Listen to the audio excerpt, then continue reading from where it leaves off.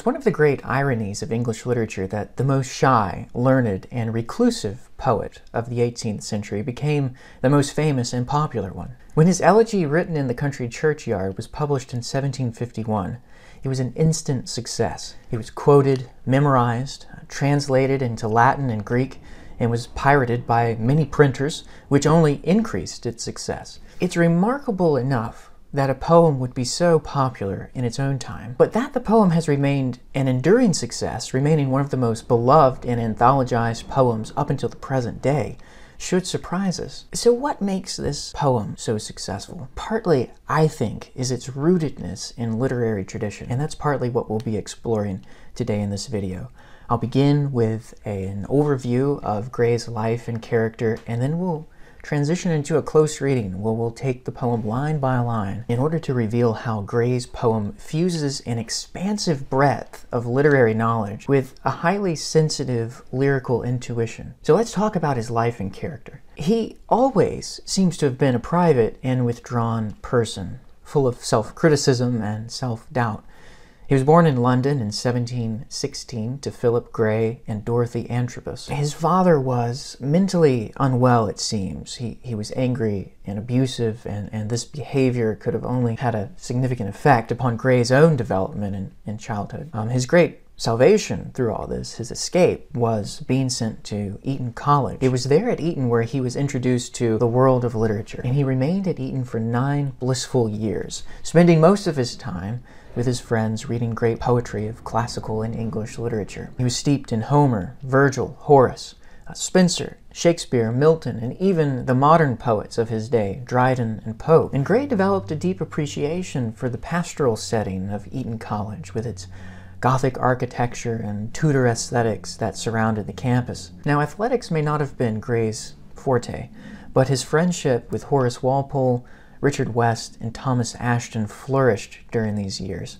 The four of them formed what they called a quadruple alliance, a friendship, a fellowship that was centered around literature. They all graduated. Gray went to study at Peterhouse at Cambridge University, and he and Walpole actually traveled together on a grand tour in 1739 until a disagreement caused them to separate. The friendship was eventually patched up, but when Gray returned home to England, he had to do something. So he returned back to his old college to study law. Well, that was the pretense anyway.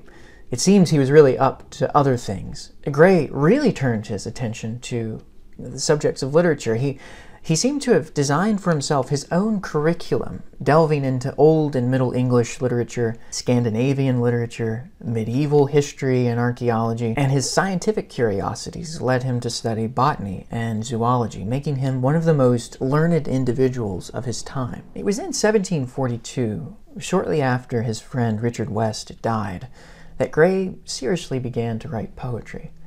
And it may have been as early as 1742 that Gray started work on his famous Elegy. Gray actually had no intentions of publishing this poem. He sent it to his friend Horace Walpole, who shared it with the literary London circles. And so inevitably this poem eventually found its way to the printers. Now Gray was forced to publish this poem in order to preempt an unlicensed publication. And this profound composition catapulted him to fame, attracting the offer of laureateship in 1757, which he firmly refused. He did write other poems. None of them were as successful, of course, but all of them exhibited Gray's deep rootedness in traditions of great literature. Nearly every line of his poems point out to some other poet, whether Horace, Spenser, Shakespeare, and his verse comprises a rich tapestry of allusion and literary imagery. And the Elegy is like a room curated with familiar objects, so anyone who has read English poetry before will sometimes read the poem and it'll feel very familiar. It's almost like stepping into a room and thinking, I've been here before. This was a poet who was absorbed in the literatures of many different languages. He didn't just read Spenser, Shakespeare, Milton. He digested, he absorbed that poetry. He lived in it, and he was so well read and his poetry was so elusive that some critics accused him of plagiarizing. And he did write to a friend. He said, "Do not wonder, therefore, if some magazine or review call me plagiary. I could show them 100 more instances which they will never discover themselves. There is a certain measure of learning necessary, and a long acquaintance with the good writers, ancient and modern, without which readers can only catch here and there a florid expression or a musical rhyme, while the whole appears to them a wild, obscure, unedifying jumble. So this is a poet who knew, more than most, the sensibilities of great literature. And there is a difference, of course, between plagiarism and allusion, as Christopher Ricks reminds us. In the art of allusion, the poet is counting on the readers to notice the reference. In plagiarism, the poet hopes that the readers don't. And in writing the Elegy, Gray wrote a poem that would please himself, and in doing so, he managed to please the whole world. Well, most of the whole world, anyway. There are some critics who feel that the Elegy is just a collage. John Guillory regards the poem as unoriginal. He calls it an anthology of literary cliches available to every minimally educated reader. Robert L. Mack, in his excellent biography of Thomas Gray, said that the Elegy is an elusively derivative poem, so much so, in fact, that it might be said to stand as a convenient summation of the entire elegiac tradition. And this, I believe he means as a praise. Of course, Gray could also be original. He wasn't only derivative. Even Samuel Johnson, who generally found Gray to be dull, praised the Elegy for giving new expressions in English. Johnson writes on Gray's Elegy, this is from his Lives of the English Poets. The churchyard abounds with images that find a mirror in every mind, and with sentiments to which every bosom returns an echo. The 4 stanzas beginning, "Yet even these bones," are to me original. I have never seen the notions in any other place, yet he that reads them here persuades himself that he has always felt them. Had Gray written often thus, it had been vain to blame, and useless to praise him. The originality of Gray's Elegy is partly because of his departure from the wit and satirical elegance often associated with Alexander Pope's style, particularly the heroic couplet. Among other poets in this period, Gray was seeking a new form of expression that blends a prophetic mode with a voice that is intimately confessional and personal. And this was very different from the poetry of the so-called Augustan age of the late 17th century and the early 18th century. The poet in the Augustan age was more of a public orator, on the public stage like a preacher or a politician, guiding public tastes towards correct sensibilities and providing moral edification. The poet of Gray's Elegy is somewhat withdrawn. He's not a public orator, he's a private contemplator. And Gray often incorporates archaic words, as we'll see in this elegy, with a Latinate word order, something he borrows from Spenser and Milton respectively. And it's a poem that draws especially upon the English tradition of literature that preceded that of the age of Dryden and Pope. So with that in mind, let's turn to the poem itself to examine how it's working as an elegy. And we'll begin with the title. You'll see that it's styled an elegy written in a country churchyard. If this is an elegy, it is an admittedly strange one. Most elegies are serious laments for the dead, usually a dead individual, and it lacks the conventions of the pastoral elegy, such as an invocation, and it doesn't have a lot of shepherd figures or mythological figures like satyrs. If you read Milton's Lycidas, that's a good example of a pastoral elegy. But Gray's poem is not really like that. It's more meditative. It also resembles this very popular style at the time called the Gothic graveyard poem. This was a popular genre of Gray's era that included reflections on the terrors of death. But Gray's poem is absent of horrors, as the scholar Anne Williams has noted, and can't really be placed as a graveyard poem either, although it's written in a graveyard. Although it lacks many of the classical distinctions of an elegy, the poem performs the reflections and memorializations often featured in the elegy. So it's in that sense, I think, that Gray calls this an elegy. The churchyard itself was really the nexus of country life, as Wordsworth will write in his essay on epitaphs.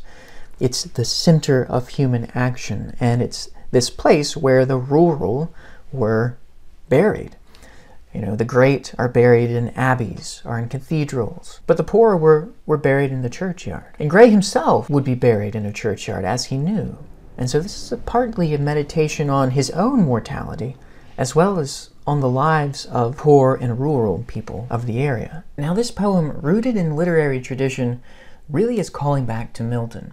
John Hill, a contemporary critic of Thomas Gray, said that this elegy comes nearer to the mode and manner of Milton than any other poem since Milton wrote. Now, the poem makes a movement. Most elegies lead from grief to consolation. This poem has a similar movement. It begins in observation upon the landscape. It's very topographical, and then it moves into a meditation.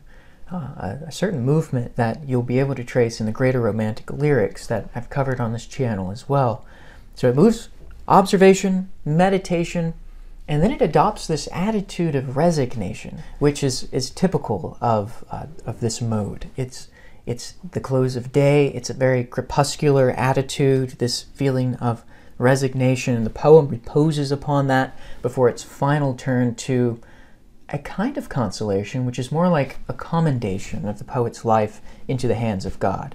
And it's that turn at the very end that I think mirrors the elegiac turn to consolation. So we'll pay attention to these movements, but now let's just observe the first 4 quatrains, the first 4 stanzas of 4 lines, and this is in the observation mode. Now you'll notice that this mode is in the Miltonic world, and he tells us this with curfew, as we'll see. But let's just listen to the sounds here. The curfew tolls the knell of parting day. The lowing herd winds slowly o'er the lea. The ploughman homeward plods his weary way, and leaves the world to darkness and to me. We'll notice formally that each line is made up of 10 syllables. Each one of those 10 syllables are patterned into the rise and fall of unstressed syllables followed by a stressed. Here's an unstressed, the curfew. You don't say curfew, you say curfew. So the stress falls on the. So here we have the I am. Curfew tolls the knell of parting day. So it's in iambic pentameter. This is called an iamb, and if you're new to meter, I do have a lecture all about that in which I provide examples for all the different kinds of popular English metric feet. Each line is composed of 10 syllables, 5 stressed syllables in this pattern. Now notice too the rhyme scheme. It's not heroic couplets like Pope or Dryden would have used in the High Augustan mode. It's in alternating rhymes.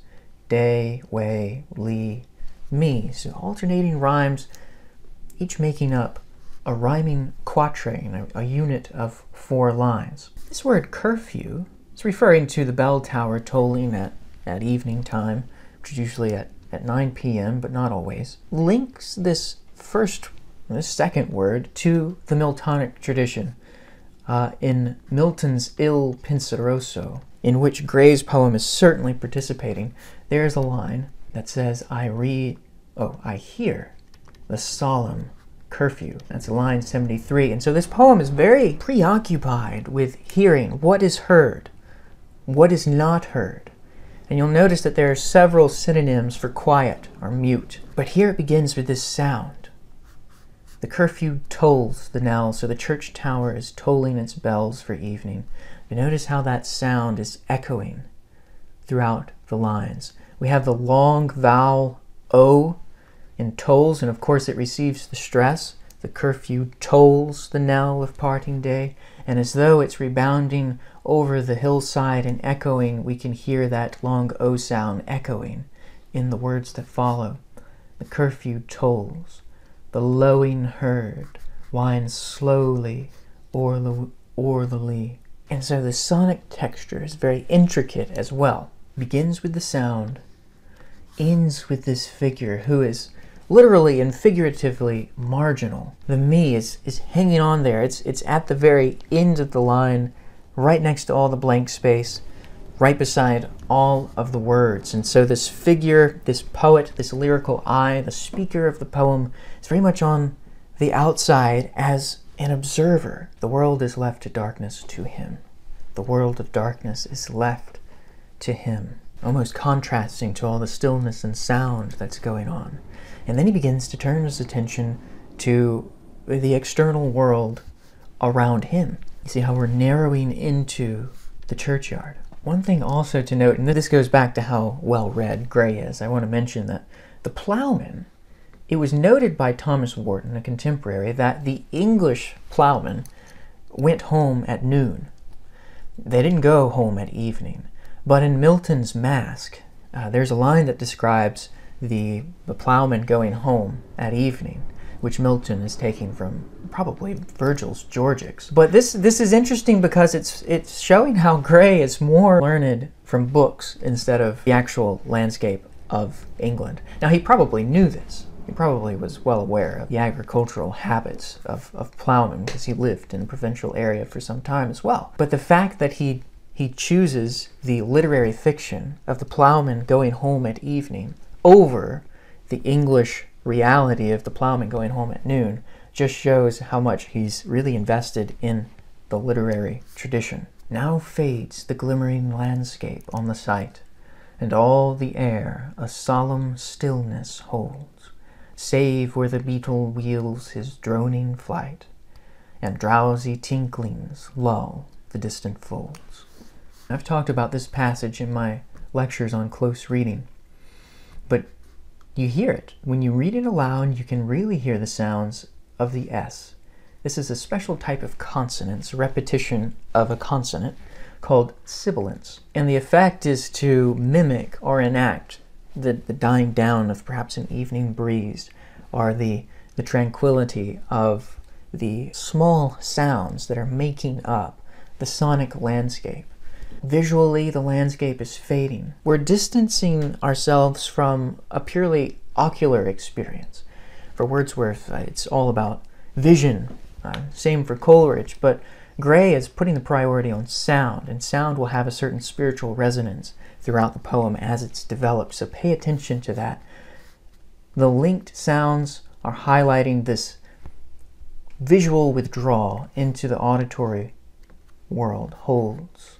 Save, that means accept. So all the air is holding the stillness except where the beetle wheels his droning flight. We know we have this long go again.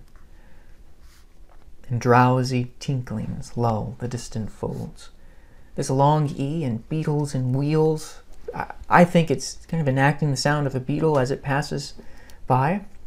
The sort of buzz as it's flying. And the droning with the long O's, perhaps it's moving, but of course, you know, the sonic texture is very important here regardless. And the drowsy tinklings. What are the tinklings? It could be the cowbells as the cows are marching into the barn, but he's got this synesthetic description. Drowsy tinklings lull the distant fold. How can a sound be drowsy? Of course, we know it can. We know exactly what he means. It's all linked with the repetition of this L sound throughout. Folds, lulls, flight, tinklings. Of course, tinklings is calling back to glimmering. Metrically, it occurs in the same place in the line and links the predominance of sound over the withdrawal of sight. Inklings lull the distant folds, and of course it's onomatopoetic. It's imitating the sound it actually makes. So there's this solemn stillness, save where the beetle wheels, and also there's another exception. Save that from yonder ivy-mantled tower the moping owl does to the moon complain of such, as wandering near her secret bower, molest her ancient solitary reign. And so you can hear the moping owl as well as the beetle and the drowsy tinklings. And molest here just means disturb. Of course, the figure of the owl is important. A withdrawn figure herself, dwelling in an ivy-mantled tower, her secret bower. An onlooker of human affairs, withdrawn, isolated. Almost like the poet himself. The speaker of the poem is sharing in this isolation. Then moving on, and this concludes the purely observational, this next quatrain. beneath those rugged elms that yew trees shade, where heaves the turf in many a mouldering heap, each in his narrow cell for ever laid, the rude forefathers of the hamlet sleep. Notice how this vivid attention to observation in the external world subtly transitions to human activity, namely the absence of death. Beneath the elms and the yew trees, there are these mouldering heaps, the noun linked to the verb of the heaving turf, in a narrow cell, forever laid. And notice how the syntax is withholding the subject and the verb, the rude forefathers of the hamlet sleep. And so this, I think, concludes the observational mode of the poem, purely observational upon the external world in these first 4 lines. Part of the significance of why he's giving so much attention to the external world has to do with the theories of John Locke, whom Thomas Gray really admired. John Locke argued that knowledge, meditation, intellectual activity can only be stimulated by external objects. And so it's as though this poem is following the rule that it's the sensory, the external world, which will then propel the meditation that will comprise the largest portion of this poem, the meditation upon death. So since ideas arise from sensation, according to John Locke, we've had all this sensation of fading sight, sounds, observation. Now we're moving into thought, a more sustained meditation. Emotion, the world below, they're in the narrow cells beneath the mouldering heaps. And then we have this turn to the living world above. The breezy call of incense breathing morn, the swallow twittering from the straw-built shed, the cock's shrill clarion, or the echoing horn, no more shall rouse them from their lowly bed. Again, syntactically very similar to the last stanza. What shall no more rouse them? These sounds. And notice how the absence of the sounds are there called up by the description. The breezy call, the swallow twittering, the cock's clarion, that's the rooster's call, the echoing horn, shall no more, moving into an apophatic via negativa description, these shall no more rouse them, the rude forefathers, from their lowly beds, the narrow cells. Okay, so just getting a sense of the sense here. And this section, meditating upon the activity that the rude forefathers no longer participate in, is calling back to Milton's L'Allegro, the companion poem to Il Penseroso. Il Penseroso was the pensive, meditative, melancholic mode. Allegro had to do with activity of human life. And let me just read you these lines from Milton's L'Allegro. These are just 4 lines taken out of context, but oft listening how the hounds and horn cheerily rouse the slumbering morn from the side of some hoar hill, through the high wood echoing shrill. So again, this echo, this priority on sound and activity, calling back to Milton. You'll see that Milton has a huge presence here. But now the speaker begins to meditate and to imagine what death removes them from. For them no more the blazing hearth shall burn. And we have the repetition of no more, linking the stanzas. Important to note that Gray did not want an interval between the stanzas, this blank space. He wanted it to run on continuously without separation. But you'll find it often printed with the intervals between the quatrains. And I've done that too. I thought about taking away the interval because that's what Gray wanted, but this makes it easier to teach, and I think it's a little bit more approachable this way. So that's why I'm doing it. It's not what Gray would have wanted, but the reason why he didn't want the interval there is because he said that the quatrains, the rhyming quatrains, are connected. The sense often overflows in certain ways, and you'll see connections happening like that. They aren't their own designated verbal events. They're connected with the other stanzas. And so, for them no more the blazing hearth shall burn, or busy housewife ply her evening care. This is crepuscular image again. No children run to lisp their sire's return, or climb his knees the envied kiss to share. And so it's this evening scene that he's imagining the plowman who actually was living in the first stanza. So he's imagining the dead plowman, or perhaps agricultural workers, whoever they were, these rude forefathers, coming home in the evening after a long day of work and being greeted by his wife and children. No more is this what they enjoy. So it's setting up this contrast between the actual living figure who was figured in the first stanza with the rude forefathers in their narrow cells and inactivity that awaits everyone. And now we have this very glorification of labor. Oft did the harvest to their sickle yield, their furrow oft the stubborn glebe has broke.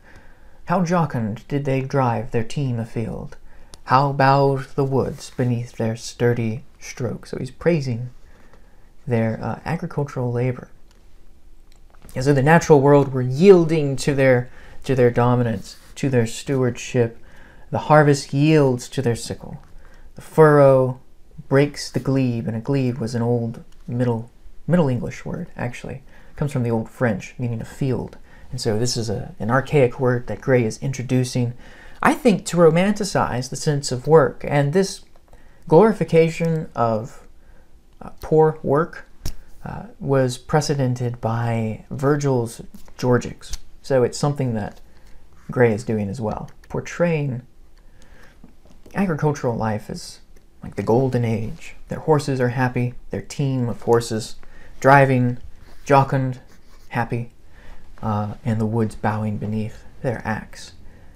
Natural world is working with the will of humankind. And you'll notice that domesticity, the scene of domesticity, is paired with this scene of labor. And now we have this introduction of upper-class virtues personified. Let not ambition mock their useful toil, their homely joys and destiny obscure, nor grandeur hear with a disdainful smile the short and simple annals of the poor. Saying, do not let these upper-class virtues, ambition and grandeur, do not let them scorn the rude forefathers' useful toil, their homely joys. And the speaker of the poem is trying to, in multiple areas here, protect or shield the rude forefathers from upper-class scorn. Let not someone go through irreverently this churchyard and scorn the unhonored dead who lie here for having no ambition, for not seeking grandeur. There's a romanticization of the rural life, their useful toil or labor, their homely joys, and their destiny obscure, obscure meaning hazy or dark from the Latin, nor let grandeur hear with disdainful smile, disdain, a scorn, the short and simple annals or records of the poor. So he's arguing against any kind of snobbery that would look down upon the rude forefathers who lie in this churchyard. And he tells us why. And he uses this very Christian motif of death the leveler. And it's not exclusively Christian either. You see this in many of the pagan philosophers as well. But it's this idea of death will level everyone. Why? Why don't let ambition and grandeur, why should they not mock or disdain the poor? Because the boast of heraldry, the pomp of power, and all that beauty, all that wealth e'er gave, awaits alike the inevitable hour. The paths of glory lead but to the grave. Everyone is awaiting the inevitable hour. Notice the syllabic weight of that adjective, inevitable, giving significance to this moment of death that awaits everyone. Everyone will die. And the boast of heraldry and the pomp of power and beauty and wealth will be insufficient to guard against that time, that hour of death. There's a beautiful metaphor of the paths of glory lead but to the grave. One single period, expressing this attitude of resignation, which will be developed in the following stanzas. Nor you, ye proud. Now notice this address to the proud.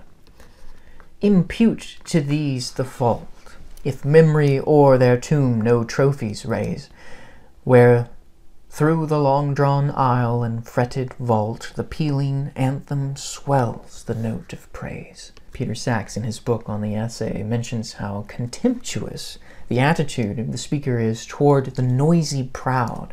Notice how the pealing anthem swelling the note of praise, the long-drawn aisle of a funeral procession, perhaps. The fact that the rude forefathers don't have all of this, do not blame or impute fault to them, you proud. And this address is, I mentioned the prophetic mode, and this address is tapping into that prophetic mode. And prophetic in the particularly Hebraic prophetic tradition. I'm thinking of Jeremiah, Isaiah, Amos, all of these figures, these prophets, who spoke against the proud. And in a way, Gray is doing that, and we'll see in the following stanzas how that's developed. But here, the uselessness of sound, particularly the celebratory or the processional sound accompanying the wealthy funeral. So memory personified here raises no trophy above the dead, such as a storied urn, as we'll see, or animated bust. Storied urn, these were inscripted urns that, might have been storied by pictures on them, set upon the tombs of the rich. He continues his thought. Can storied urn or animated bust back to its mansion call the fleeting breath? Can honor's voice provoke the silent dust, or flattery soothe the dull, cold ear of death? Notice this spondy here, emphasizing these both are stressed syllables, following by the I am, opinioned by the I ams, bring in this cold sense. The answer to these rhetorical questions is no, but notice how he invests even the rude forefathers with a universal humanity.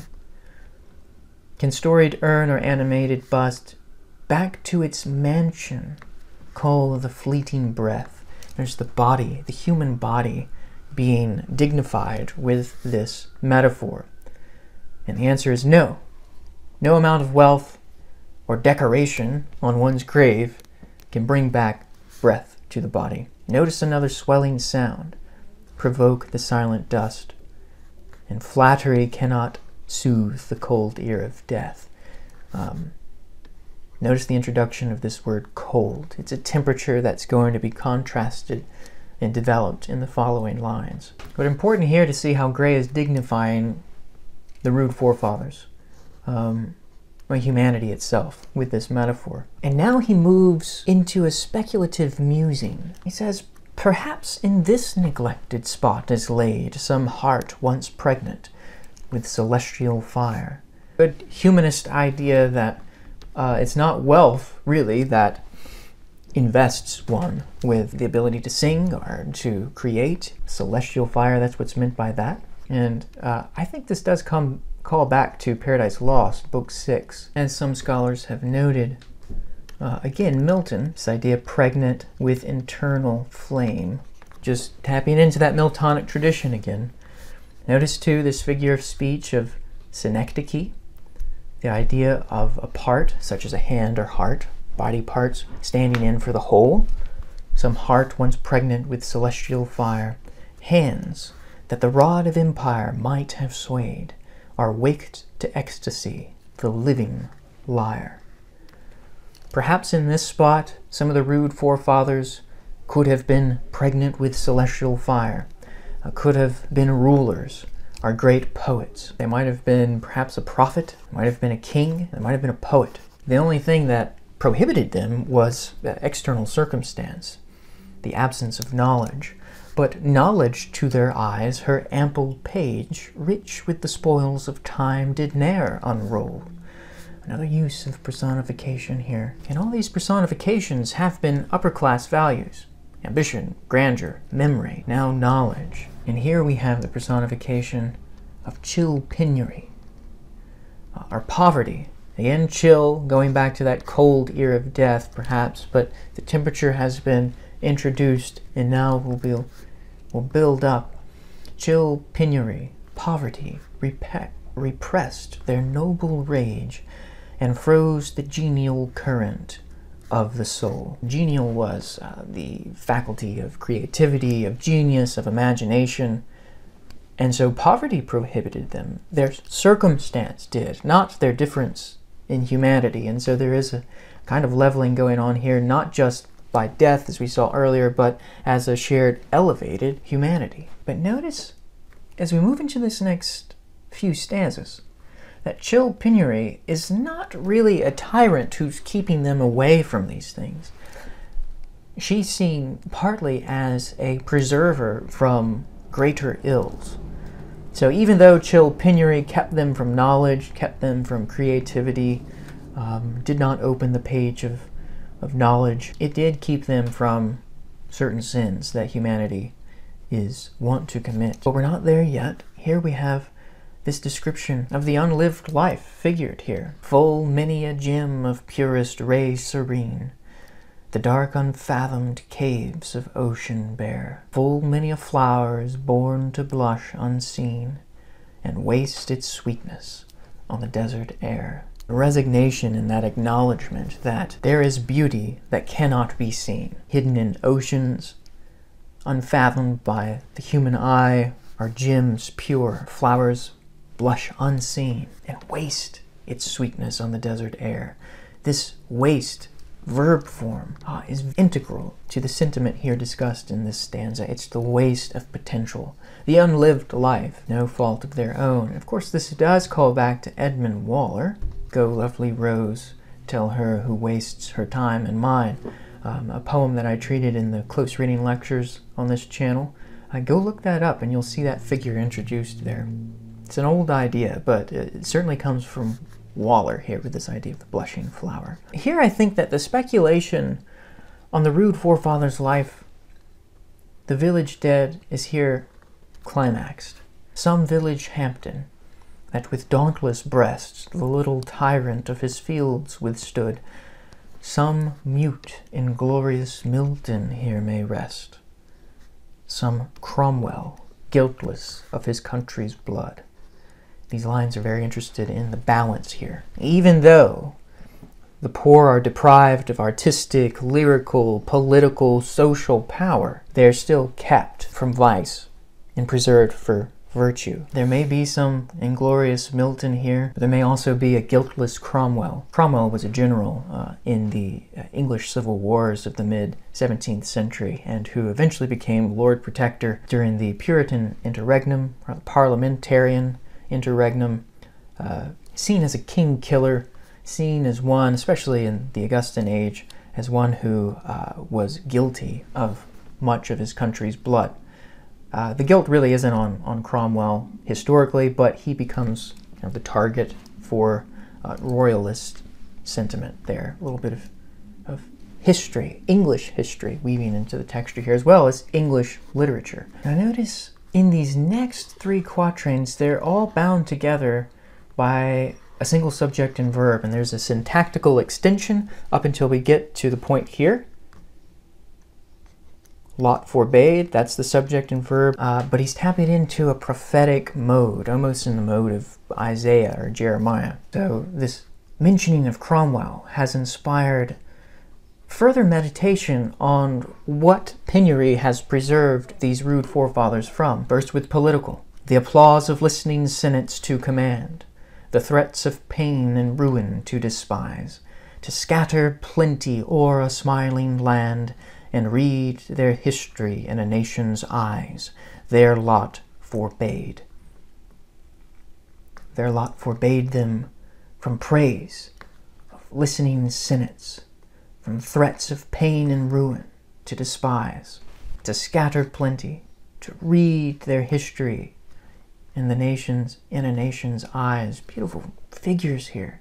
And their lot forbade as well, nor circumscribed alone their growing virtues, but their crimes confined.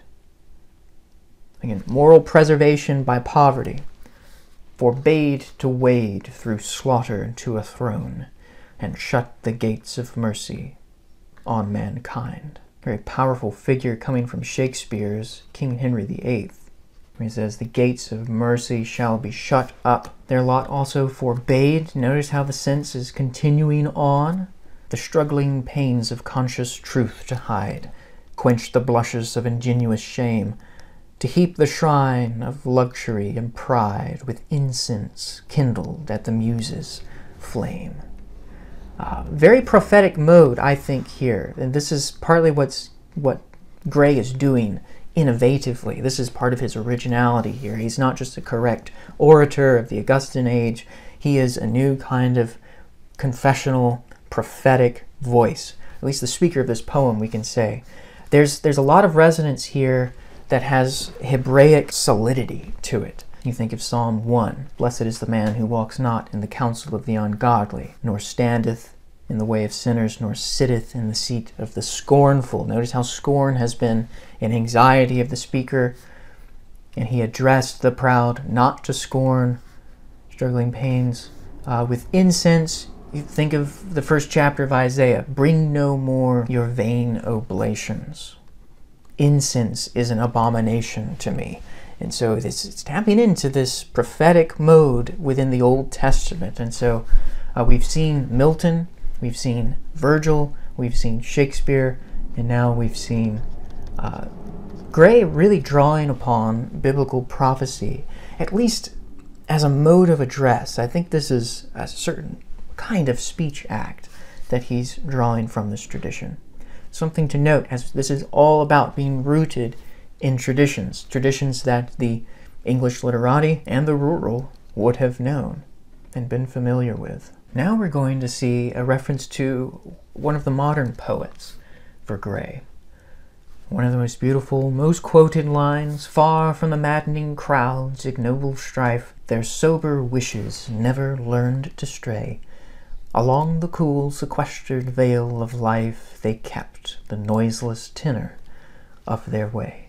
These lines point to Dryden, as Gray's contemporaries noted. Dryden's English translation of the Aeneid says, as when in tumults rise the ignoble crowd, mad are their motions, and their tongues are loud. Might point to Pope in his essay on criticism, the vision of the ideal poet. Noiseless tenor. Pope has a phrase, quiet tenor. I think Gray is pointing to that, although in Pope it's referring to of low poetry, a poetry that's correctly cold or uninteresting, which might be a way that Thomas Gray is indicating that his own poem is one of a different kind than one that Pope would approve of. Pope's lines read, that shunning faults one quiet tenor keep, we, the critics, cannot blame indeed, but we may sleep. Meaning we cannot blame a cold, correct poem, but we may fall asleep. Possibly, but it doesn't really inform the sense, I think, that this withdrawal, this very classical idealization of rural life far away from the pains of court and the social world, it was far from the maddening crowd in a cool, sequestered vale of life. And I notice this coolness, the temperature associated first with the cold ear of death, then with chill penury, now associated with the rural state, a state of quietude, very similar to the state of their repose in death. Already the poet is starting to intimate a consolation of the rude forefathers and a preferment of their state. It's this cool, sequestered vale of life. Maddening was like a state of fever, so there is some antithesis going on here. One reason why the rude forefathers are better than those in the maddening crowd or in the social world or in the upper class world is because their states are less changed by death. They're already in a cool, sequestered vale. The rude forefathers of the hamlet, when they die, almost continue on in a state very similar to what they've already been living. I think Peter Sachs mentions this in his book as well, and I've got a reference to that in the description below, along with other books that are helpful if you want to make a study of this poem. Moving on, Yet even these bones, notice this demonstrative pronoun, and here's the passage that Johnson so loved. Yet even these bones, we're back in the world of the churchyard. We're returning from speculation, from the musing, back to the reality. Yet even these bones from insult to protect, some frail memorial still erected nigh, with uncouth rhymes and shapeless sculpture decked, implores the passing tribute of a sigh. Yet even these bones, which do not have a great monument, are still protected from insult, upper-class scorn, by some rude epitaph, some uncouth rhyme, and this is certainly pointing to Milton's Lycidas with the uncouth swain, rooted in that tradition. And you'll see this being amplified as the stanzas go on. This connection to Lycidas is just going to increase. So the uncouth rhymes are poems written by their friends inscribed on a sculpture or on some kind of frail memorial. Implores the passing tribute of a sigh. I get the sense that there's something pathetic in the original sense of pathetic. One is invoking pathos and feeling. And perhaps such rude sculptures implore sighs from an upper-class speaker, such as perhaps the speaker of the poem. But that's the passing tribute they elicit. Their name, their years, unspelt by the unlettered muse, the place of fame and elegy supply, and many a holy text around she strews, that teach the rustic moralist to die. Their names written on these frail monuments, illiterate, supply the place of fame and elegy, which would otherwise be the recompense to a dead nobleman. These frail monuments are like holy texts, strewn she, the unlettered muse. The poor have their own muse, to teach the rustic moralist to die. And arguably, this unlettered muse teaches the moralist, the rustic moralist, to die much better than the grand monuments and the storied urns of the rich that really don't teach. For who to dumb forgetfulness a prey, this pleasing anxious being ere resigned, left the warm precincts of the cheerful day, nor cast one longing, lingering look behind. Again, this warm precinct of the cheerful day, temperature contrasts, again, warm with life. Forgetfulness, a personification of forgetfulness, pointing back to stanza 10's memory, the personified figure of memory who erects the monuments. But what is this line saying? This pleasing, anxious being, that's the human, was there resigned. This poem is starting to shift into resignation. So what human, a prey to dumb forgetfulness, and dumb means silent, so there we have this mute, this quiet, this noiseless, another synonym for silence. What human, a prey to dumb forgetfulness through death, ever left this world without looking back with one longing, lingering look on the life they led? Another leveling condition of humanity, rich or poor. We all look back, thinking on the moment of death upon our lives. And now the poem becomes energetic just before a turn. Notice how the verbs are all active at the end of the lines here. On some fond breast, the parting soul relies. Some pious drops the closing eye requires. Even from the tomb the voice of nature cries. Even in our ashes live their wonted fires. Relies, requires, cries. Another, the voice, the power of voice here. Voice of nature, crying from the tomb. And even from there, the fires, perhaps the celestial fire, still live within the ashes. How?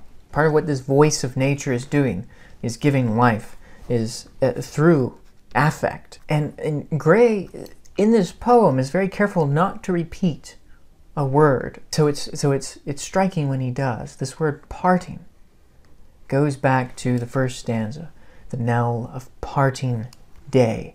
And so it's recalling, going back to the beginning of the poem here, as he's closing off the meditation, and will move now to a more subjective reflection upon himself in the next stanza. But here, the parting soul relies on some fond breast, and requires tears, pious drops from the closing eye. And it's through this, through affect, that the dead, that the churchyard is calling into sound this elegy, as well as human feeling more broadly. There's something that outlasts even death through human mourning. For thee. Now notice this turn, which some critics have noted as awkward, but that awkwardness is working with the poem because it's almost a jolt. For thee, who mindful of the unhonored dead, dost in these lines their artless tale relate. Who is the speaker of the poem? He's now turning from a meditation upon the objects, the frail monuments, the graveyard itself, the rude forefathers, and now a kind of moral application. For thee, who mindful of the unhonored dead, dost in these lines their artless tale relate. If chance by lonely contemplation led, some spirit, some kindred spirit shall inquire thy fate. Happy some hoary-headed swain may say. And he goes off. So let's stop here.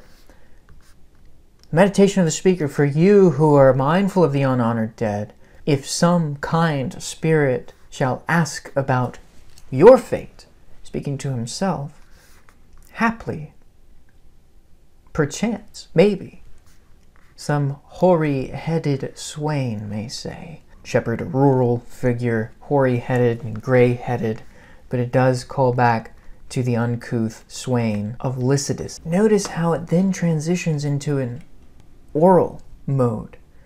This swain, the shepherd, may say about this speaker after he's dead. This is the monologue of the hoary-headed swain.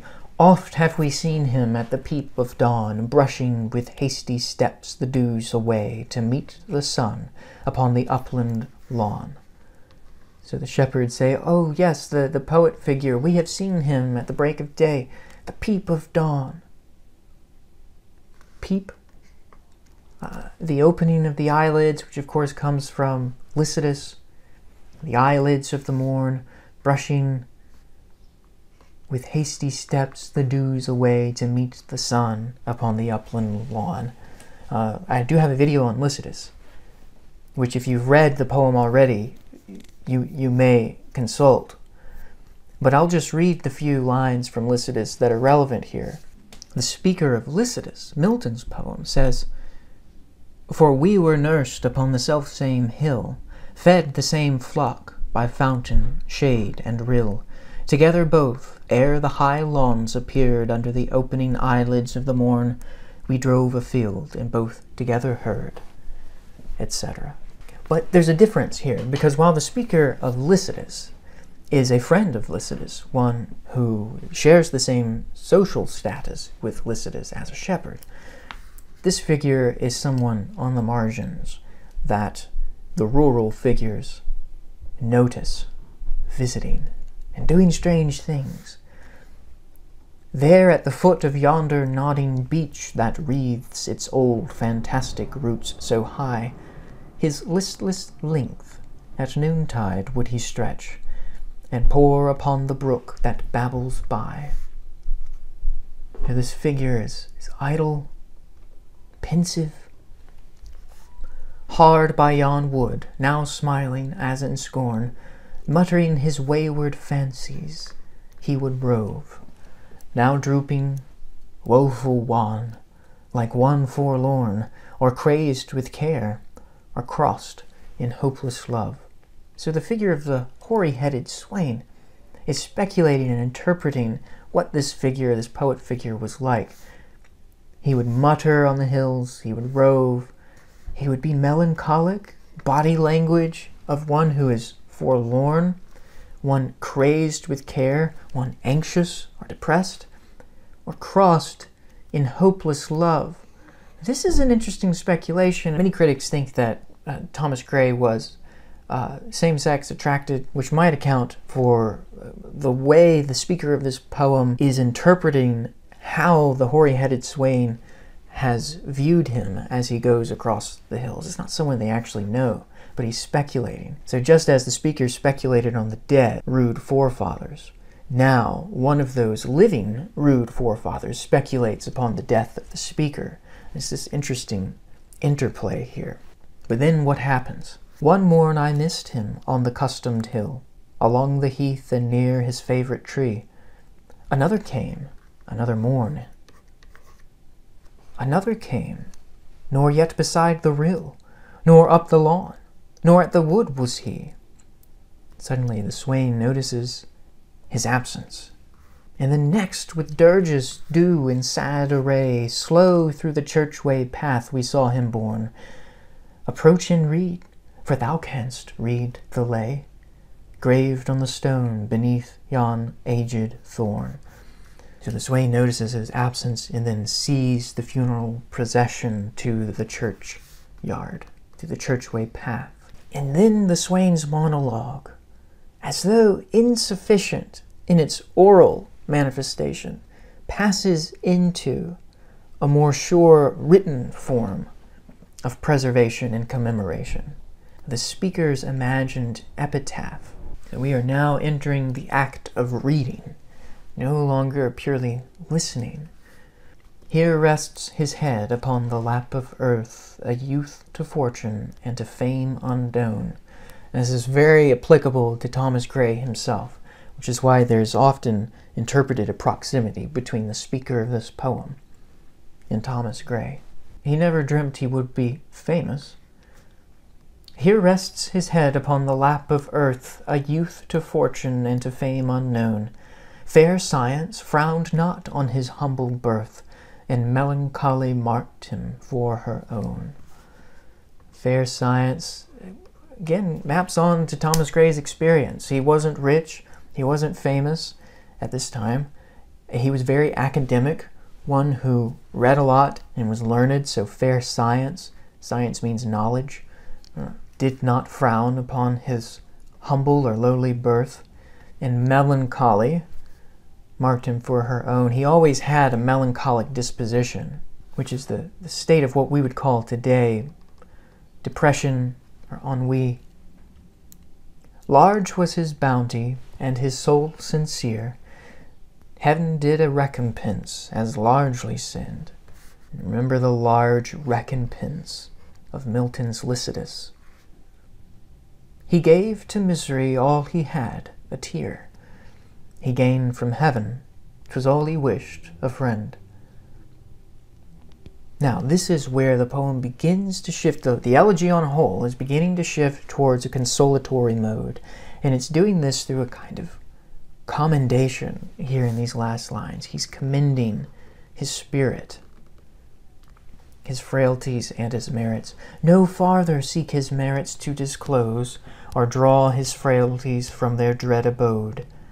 There they alike in trembling hope repose, the bosom of his Father and his God. Finally turns to Christian consolation, where he tells the viewer, the reader, do not seek to find anything about him, his merits, or his sins, or his frailties.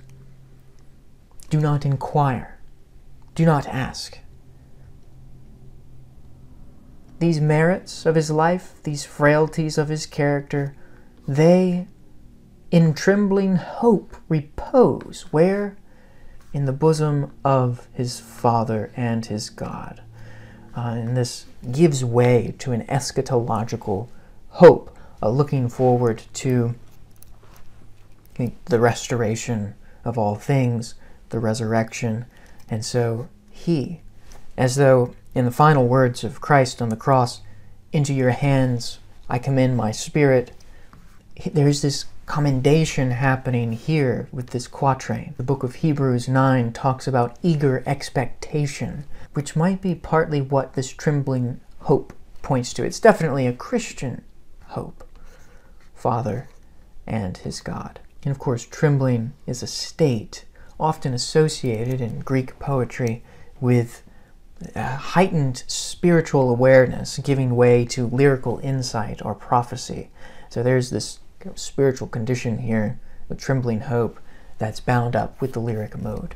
Now these final lines, many readers have noted, are almost prophetic to Gray's own burial. When he died, his funeral procession was very much like this one.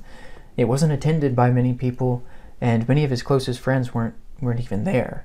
He died suddenly, and he was buried shortly after in St. Giles in Stoke Poges, where many believe exists the country churchyard that was described in this poem. But the more you read English literature, Spenser, Shakespeare, Milton, the more you'll keep returning to this poem and finding more.